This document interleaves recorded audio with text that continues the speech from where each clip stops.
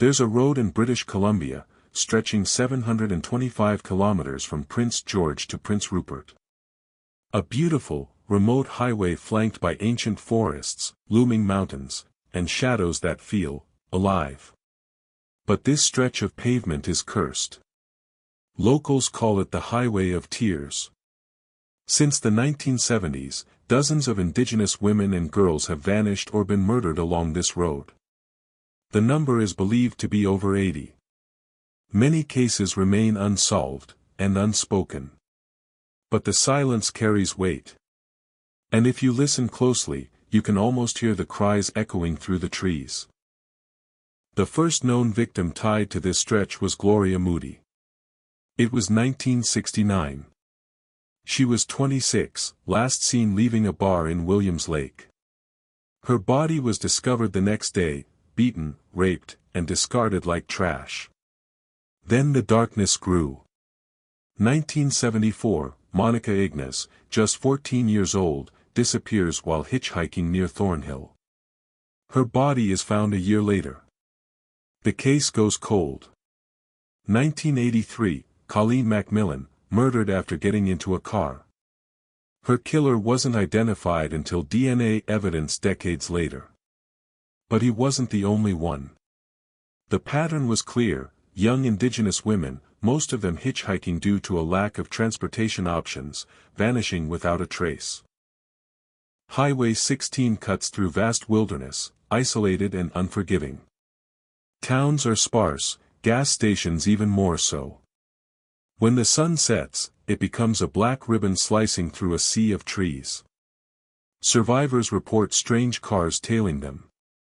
Cold stares from drivers who never blink. One girl told police a man offered her a ride, but something about his voice felt inhuman. Sometimes it wasn't just a man.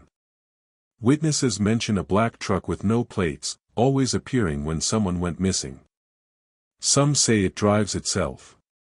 And then, silence.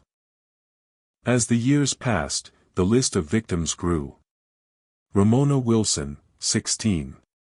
Tamara Chipman, 22. Nicole Hoare, 25. Delphine Nichol, 16. For decades, many cases weren't taken seriously. Some weren't investigated at all. Families were dismissed. Grief turned to rage, and then to fear. The Royal Canadian Mounted Police compiled a list of 18 cases in 2005. But indigenous communities argue the number is much higher, possibly over 80. There is no single killer. The Highway of Tears may be a hunting ground for many predators. Locals believe the highway is cursed.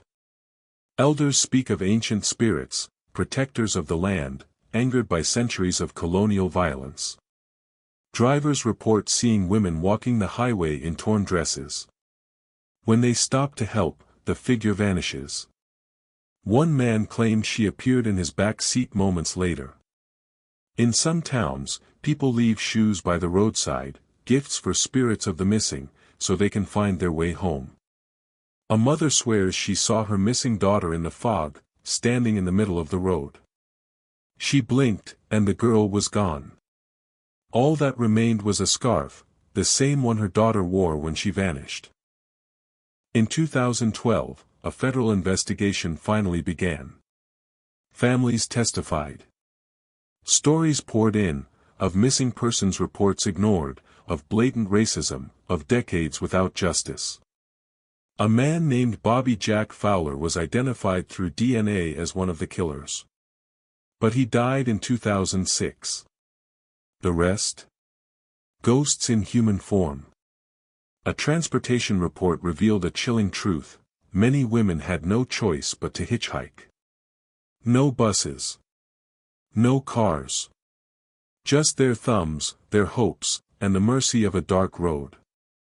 In 2016, the government announced funding for a national inquiry into missing and murdered Indigenous women and girls. But critics argue it's not enough.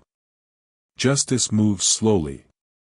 The dead remain restless. Despite increased awareness, the vanishings continue. As recently as 2020, a 14-year-old girl disappeared while traveling to visit family. Her body was never found. Some believe the forest holds them, that the trees themselves feed on sorrow. Others say the road is a scar upon sacred land, and it's bleeding. Even truckers, hardened by years on the road, refuse to stop after midnight. One said he saw a woman in white running across the highway. He slammed the brakes, but there was no impact. No body. Just a handprint on his windshield. Blood red. The highway of tears is more than a place. It's a wound, a warning, and a whispered name carried on the wind. To this day, no one knows exactly how many have vanished along it. But the earth remembers. The trees remember. And if you ever find yourself driving down Highway 16, don't stop. Don't pick up any hitchhikers. And if you hear a knock on your window, don't look.